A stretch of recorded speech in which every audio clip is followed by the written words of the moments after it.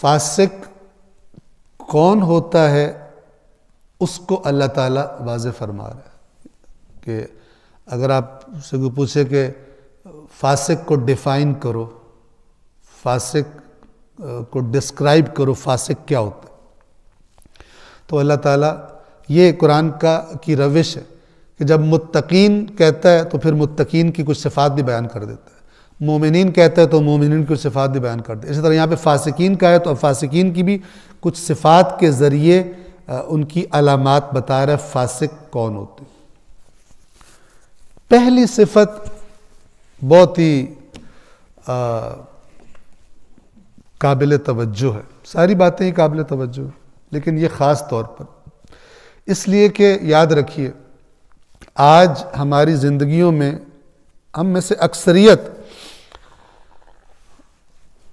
اپنے دنیاوی معاملات کے ساتھ جو ہماری کمٹمنٹ دیکھنے میں آتی ہے، اپنی مثلاً دنیاوی مثال کے طور پر دنیاوی تعلیم کے ساتھ ہونی چاہیے، اچھی بات ہے، یہ اس لیے نہیں کہہ رہا کہ نہیں ہونی چاہیے.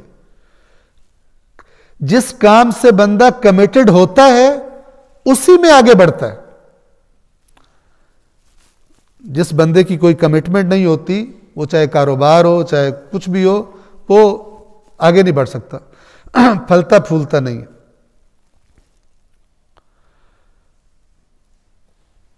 صرف کمپیریزن کے لیے کہہ رہا ہوں کہ اگر ہم دنیاوی معاملات میں اپنی کمٹمنٹ کو دیکھیں اور کمپیئر کریں اللہ کے ساتھ ہم نے کوئی کمٹمنٹ کی ہو، کمیٹڈ ہو ہم کہ اس دین کے لیے ہم یہ کام کریں گے،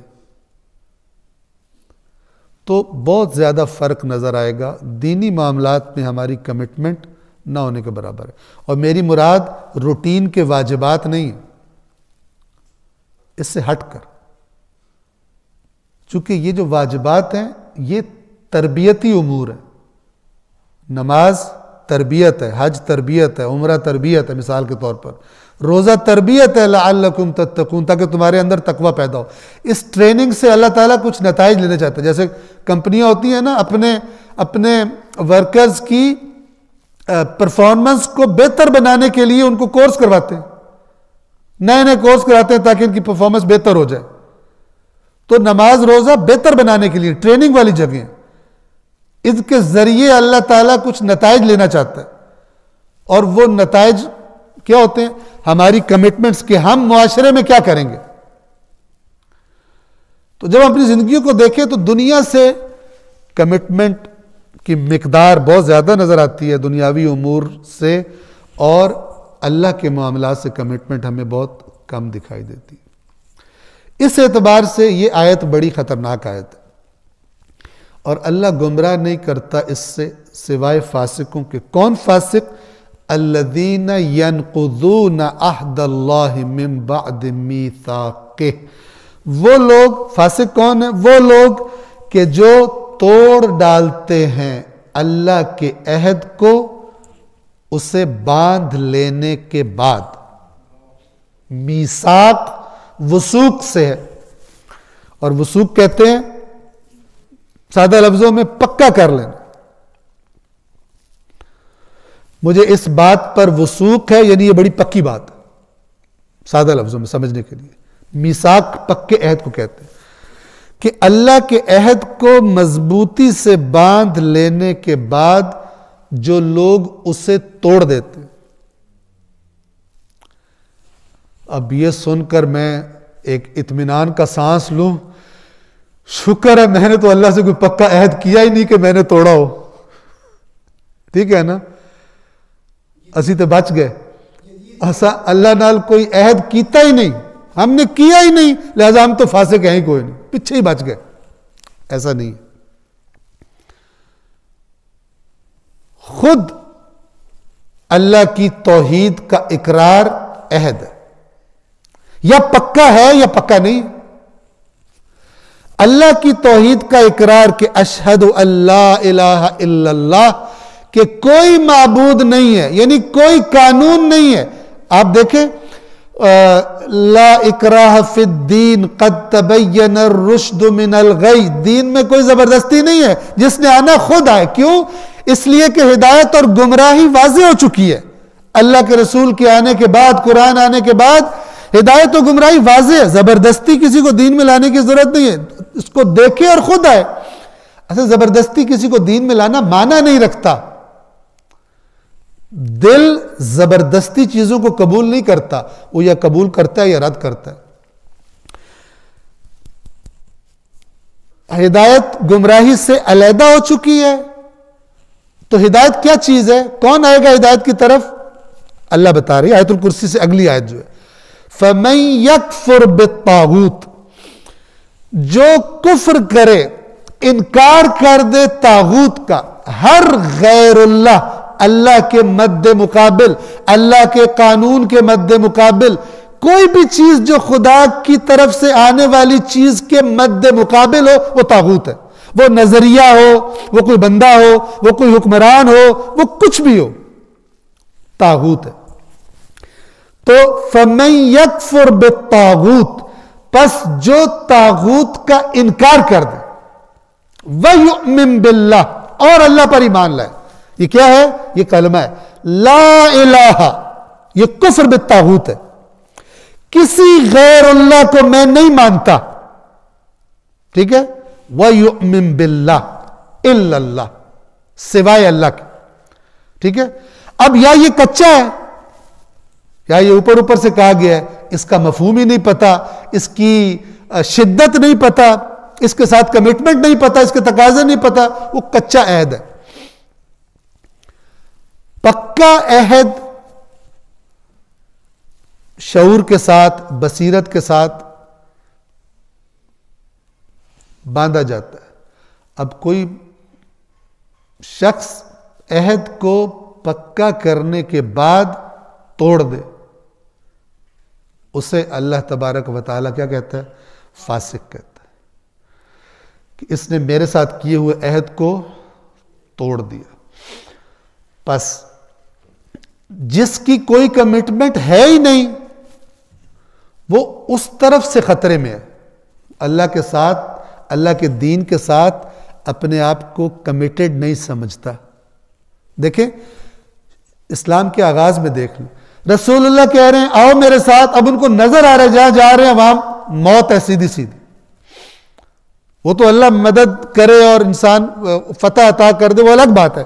لیکن اگر ظاہری اسباب کے اعتبار سے دیکھا جائے تو مرنے جا رہے. اور منافق کہتے بھی یہی تھے، یہ جنگ نہیں ہے، خودکشی کرنے جا رہے ہو، تم پاگل ہو گئے ہو. کہتے تھے. سورہ آل عمران کے اندر کہا گیا کہ اگر ہماری بات مان لیتے تو نہ مرتے. جس طرح ہم نے انٹیلیجنٹ بڑا ذہانت والا فیصلہ کیا، ہم بیٹھ رہ گئے، یہ کم عقل، اگر ہماری بات مانتے تو اس طرح نہ مارے جاتے. غزوہ احد کے بعد یہ باتیں کر رہے تھے.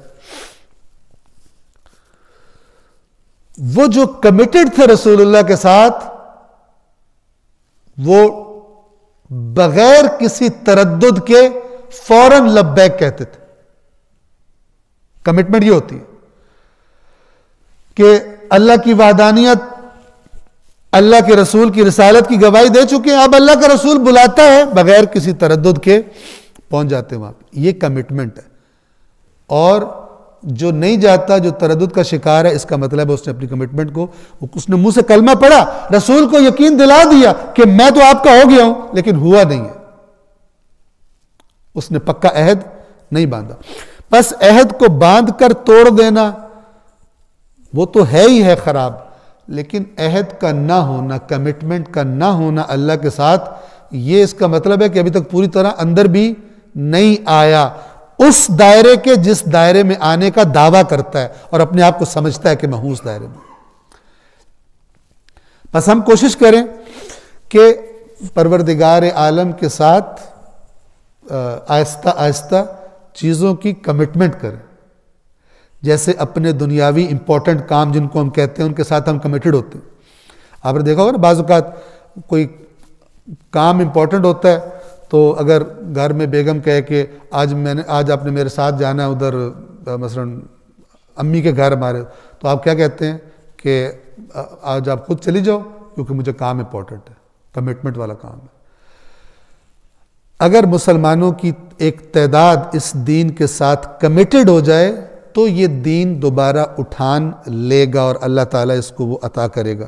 اور اگر کمٹمنٹ کوئی نہیں ہے تو صرف دعائیں مانگنے سے اور ایک دوسرے پہ تنقید کرنے سے اور فلانوں نے یہ کر دیا، علماء کہیں عوام نے بیڑا غرق کیا ہوا ہے اور عوام کہے علماء نے بیڑا غرق کیا ہوا ہے، سب نے مل کے بیڑا غرق کیا ہوا ہے، اس لیے کہ کمٹمنٹ نہیں ہے. دین کی سربلندی کے لیے کام کرنے کے ساتھ عہد، میثاق، کمٹمنٹ یہ ہمارے اندر نہیں پائی جاتی. وہ لوگ کہ جو اللہ کے عہد کو توڑ دیتے ہیں من بعد میثاقہ، اسے مضبوط کرنے کے بعد، وَيَقْطَعُونَ مَا أَمَرَ اللَّهُ بِهِ أَن يُوصَلَ، یہ بھی بہت ہی امپورٹنٹ بات ہے، اور کاٹ دیتے ہیں اس چیز کو، قط کر دیتے ہیں، کاٹ دینا، توڑ دینا، جس کے بارے میں اللہ نے امر کیا ہے کہ اسے جوڑا جائے، جوڑ کے رکھا جائے. جس کو اللہ نے وصل کرنے کا حکم دیا ہے اس کو قط کر دیتے ہیں، کاٹ دیتے ہیں. اگرچہ زیادہ تر یہ کہا گیا کہ اس سے مراد صلہ رحمی یا رشتہ داروں کے ساتھ، لیکن ہر وہ چیز، ہر وہ رابطہ جس کو اللہ چاہتا ہے کہ وہ رابطہ قائم رہے، کسی بھی ایسے رابطے کو توڑ دینا، یہ اس آیت کا مصداق. فاسق کون ہے؟ کہ جن چیزوں کو اللہ نے جوڑے رکھنے کا حکم دیا ہے یہ اس کو توڑ دیتے. اہل بیت اطہار کی علیہ الصلوۃ والسلام کی روایات میں یہ بات بتائی گئی. دیکھیے فرمایا گیا کہ اس وقت تک تمہارا ایمان کامل نہیں ہے جب تک تمہاری ساری دوستیاں اللہ کی خاطر اور ساری دشمنیاں بھی اللہ کی خاطر نہ ہو جائیں. یعنی جتنا مومن اپنی ذات کو نکال دے گا اور اللہ کی ذات کی رضا دیکھے گا یا اللہ کی ناراضگی کو دیکھے گا، اس بنا پر اپنے رشتے، اپنی دوستیاں، اپنے تعلقات رکھے گا، یہ مومن ہے، اتنا پاورفل ہے اس کا ایمان. اور جتنا ذاتیات کی وجہ سے جھگڑے کرتا ہے یا دوستیاں کرتا ہے، اپنی پسند ناپسند کی وجہ سے، اور خدا کی پسند اور ناپسند کو نہیں دیکھتا، اتنا یہ ایمان میں ضعیف ہے. تو یہاں پہ کیا فرمایا جا رہا ہے؟ یہ وہی بات، حدیثیں انہی آیات سے نکلی، انہی کی وضاحت میں. وَيَقْطَعُونَ مَا أَمَرَ اللَّهُ بِهِ أَن يُوصَلَ، اور جس کو اللہ نے جوڑے رکھنے کا حکم دیا اسے کاٹ دیتے. بھائی بھائی سے لڑا ہوا ہے، بھائی بہن سے لڑا ہوا ہے کہ جناب بس نہ میں نے کبھی نہیں جانا، مر جائے، کوئی ان کی خوشی ہو، بس میں نے لائن کھینچ دی ہے، میرا تعلق ختم ہو گیا ہے. یہ بے دینی ہے. اگر کسی ذاتی سبب کی وجہ سے، سگے بھائی، سگے رشتہ دار، ایک خاندان ہے، ایک خون ہے، لیکن آپس میں لڑے ہوئے، ایک تو یہ کہ خدا چاہتا ہے کہ اس کو جوڑ کے رکھا جائے. اس کے ذیل بہت ساری روایات ہیں، پورے باب ہیں صلہ رحمی کے بارے میں، کہ وقت نہیں ہے کہ ان ساری روایات کو یہاں پر بیان کیا جائے. ابھی کچھ آیات اس صفحے کی رہتی بھی ہیں، اسے مکمل کرنا ہے. اس کے ساتھ ساتھ اللہ نے فرمایا انما المؤمنون اخوہ، مومنوں کے درمیان اللہ کے نزدیک رشتہ صرف ایک ہے، اور وہ کہ آپس میں بھائی بھائی ہیں. اب ذاتیات کی بنا پر کسی مومن سے قطع تعلق کر دینا، یہ جس کو اللہ نے جوڑے رکھنے کا حکم دیا ہے اس کو کاٹ دینا، یہ بھی اس کا مصداق ہے. مومن وہ ہے کہ اس کی طرف سے زیادتی نہ ہو. اگر خدا نخواستہ ہو گئی ہے، وہ پہلے جا کے اپنی زیادتی کی معافی مانگ لے. بعض اوقات ہو جاتی انسان سے، معافی مانگے اور کہے کہ میں آپ سے سلوک کرنا چاہتا ہوں. اپنے اگلا بندہ اگر بہت ہٹ دھرم ہے، زیادتی بھی کرتا ہے اور سلوک کو بھی تیار نہیں ہے، تو اسلام یہ نہیں کہتا کہ آپ اپنی خودداری کو، اپنی عزت نفس کو پامال کریں اور وہ بار بار انسلٹ کرتا ہے آپ انسلٹ کروائیں. اگر ایسا معاملہ ہے تو بھی آپ ہر وقت تیار رہیں کہ اگر کوئی صلح کا موقع آیا تو میں ہاتھ سے نہیں جانے دوں گا. کیوں؟ اس لیے کہ آپ اللہ کو اوبے کرنا چاہتے ہیں، آپ اللہ کی بات ماننا چاہتے ہیں، اور اللہ چاہتا ہے کہ رشتے جڑے رہیں، تعلقات جڑے رہیں، ٹوٹے نہیں ذاتیات کی بنا پر، اپنے ذاتی مسائل کی بنا پر. ہاں اللہ کی خاطر. صحیفہ کاملہ میں امام جو رسول اللہ پہ درود پڑھتے ہیں اس میں ایک یہ ہے کہ تیرے دین کی سربلندی کی خاطر اس نبی نے اپنے سگوں کو اپنا دشمن بنا لیا، اور جن کو جانتا بھی نہیں تھا، جن کو پتہ نہیں کہاں کہاں سے لوگ آئے ہوئے تھے، جن کو جانتا بھی نہیں تھا ان کو اپنا بنا لیا، سینے سے لگا لیا، اور جو اپنے قریبی تر رشتہ دار تھے، تیرے دین کو انہوں نے نہیں مانا، تیرے نبی نے ان کو چھوڑ دیا، دشمن بنا لیا اپنا۔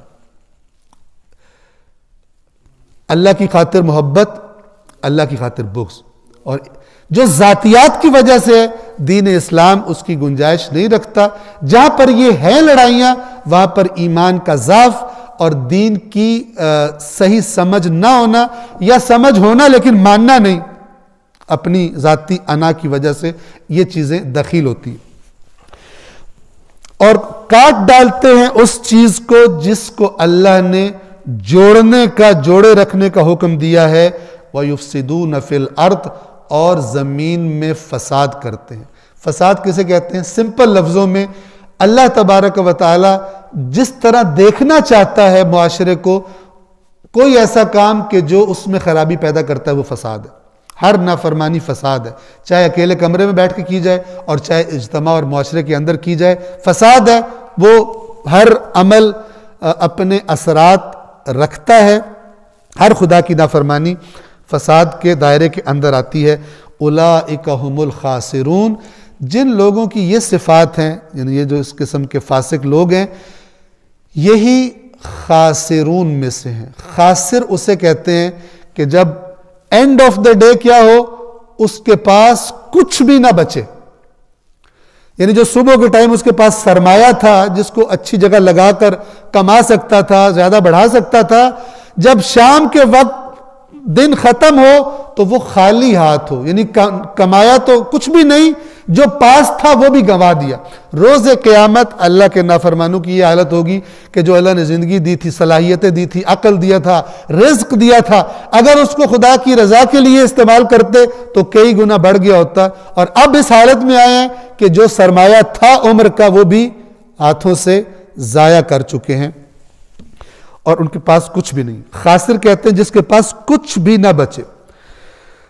آیت نمبر 28، کیف تکفرون باللہ، اب یہ کافروں سے جان بوجھ کر جو یہ ہٹ دھرمی والا رویہ اپنائے ہوئے ہیں، نہیں ماننا، ان سے کہا جا رہا ہے کیسے تم اللہ کا انکار کر سکتے ہو؟ یہ کیسے یعنی کیوں کر، یہ گویا کہ احتجاج کیا جا رہا ہے، کہا جا رہا ہے کہ غلط کر رہے ہو، نہیں کر سکتے تم انکار خدا کا۔ کیوں نہیں کر سکتے؟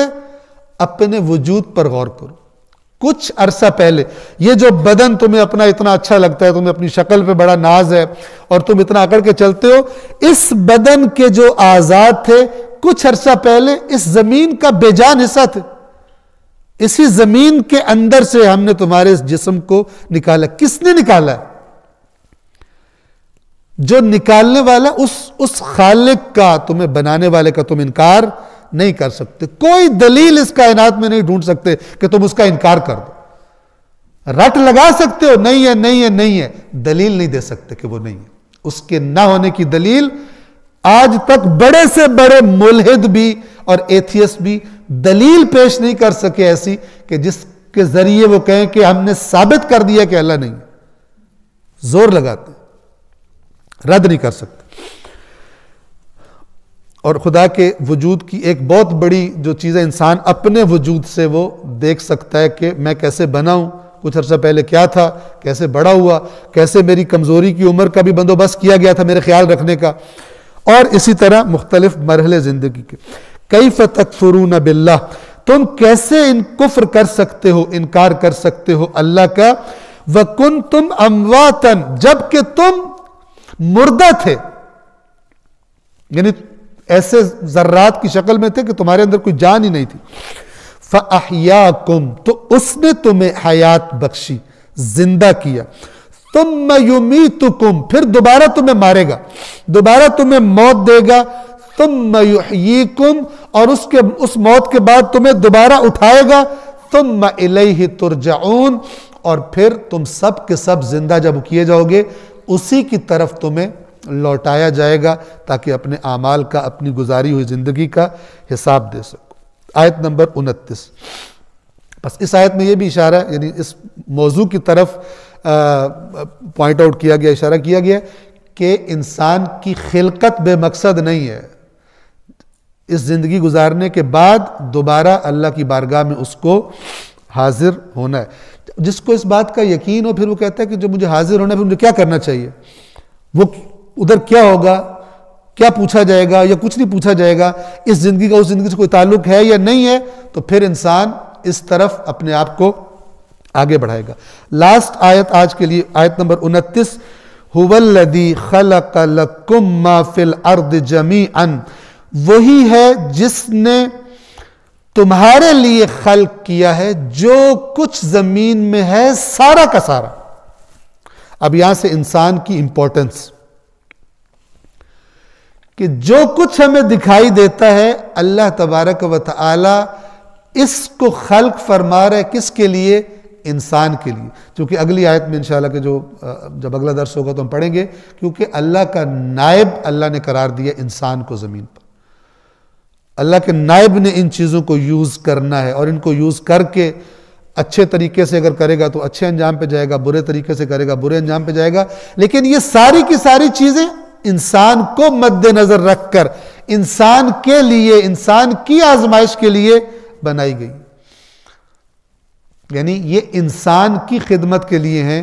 انسان اس بات کو سمجھے کہ میں نے ان کو یوز کر کے کسی اور جگہ پر پہنچنا ہے, نہ یہ کہ یہ چیزیں مجھے یوز کر جائیں, مجھے استعمال کر جائیں, اور جب آخری ٹائم آئے تو پتہ چلے کہ میں سارا استعمال ہو گیا, حالانکہ مجھے ان کو استعمال کرنا تھا, انہوں نے مجھے استعمال کر لیا.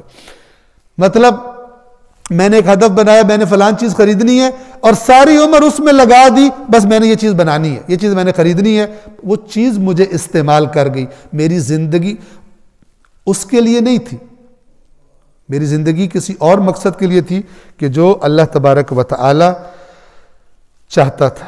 هُوَ الَّذِي خَلَقَ لَكُم مَّا فِي الْأَرْضِ جَمِيعًا, وہی ہے جس نے تمہارے لیے خلق کیا سارا کا سارا جو کچھ زمین میں ہے. ثُمَّ اسْتَوَىٰ إِلَى السَّمَاءِ, اور پھر وہ آسمان کی طرف. اب اس کا ترجمہ استوا کا کیا ہے؟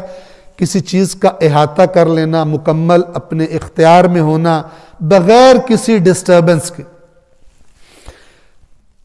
ثُمَّ اسْتَوَىٰ إِلَى السَّمَاءِ یعنی اس پوری کائنات پر اس نے اپنا تسلط قائم کر لیا, اسی کا اقتدار ہے. یہ جو میں نے عرض کیا کہ قائم کر لیا, اس سے مراد یہ نہیں کہ پہلے نہیں تھا, لیکن یہ اس حالت کو بتانے کے لیے کہ اس کائنات کی خلقت کے بعد بھی اس کا جو سب سے بڑی اتھارٹی اور کنٹرولر ہے اور صاحب اقتدار ہے اور پوری طرح مسلط ہے, وہ اللہ تبارک و تعالی ہی کی ذات ہے. پہلے بھی وہی تھا, اب بھی وہی, اور ہمیشہ وہی. پھر بلندی کی طرف ترجمہ کیا جاتا ہے متوجہ ہوا. فَسَوَّاهُنَّ سَبْعَ سَمَاوَاتٍ, تو ان کو بلندیوں کو 7 بلندیاں 7 آسمان بنا دیا. وَهُوَ بِكُلِّ شَيْءٍ عَلِيمٌ, اور وہ ہر چیز کا علم رکھتا ہے گہرائی کے ساتھ اور دائمی. بس آخری نقطے کے طور پر اس آیت کے 7 آسمانوں سے کیا مراد ہے؟ بہت ساری باتیں کی گئی, لیکن حقیقت یہ ہے کہ اگر قرآن مجید ہی کی آیات کو دیکھا جائے تو جہاں تک آج انسان کا علم پہنچا ہے, 7 آسمان میں سے 6 تو ہمارے علم سے اور ہماری نظروں سے بالکل غائب ہے.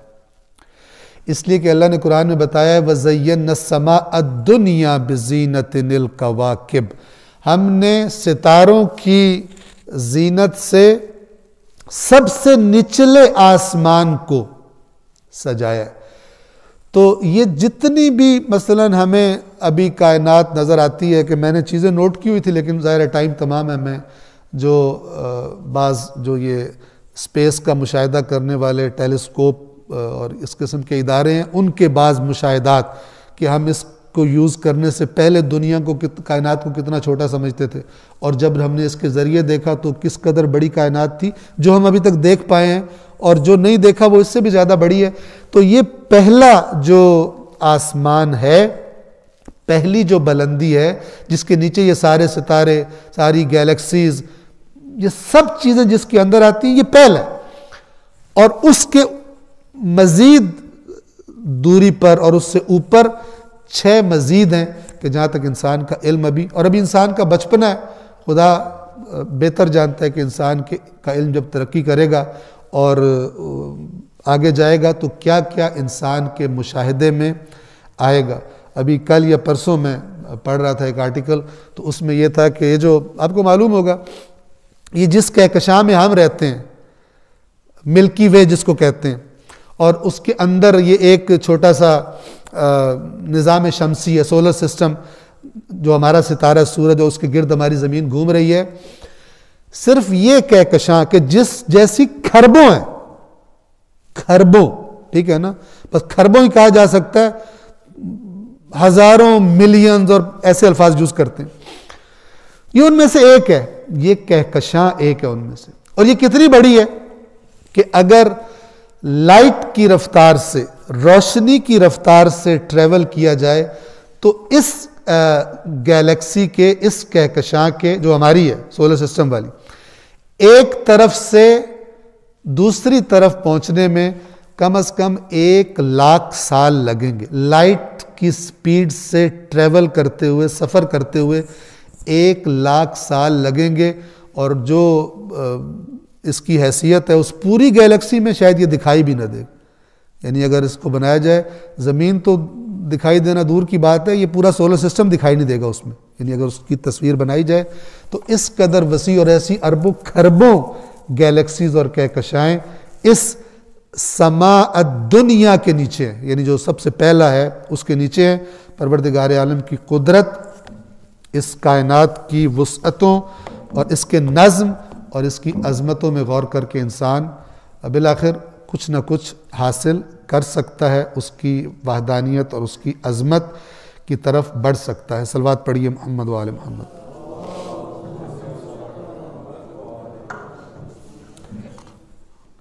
آج چند منٹ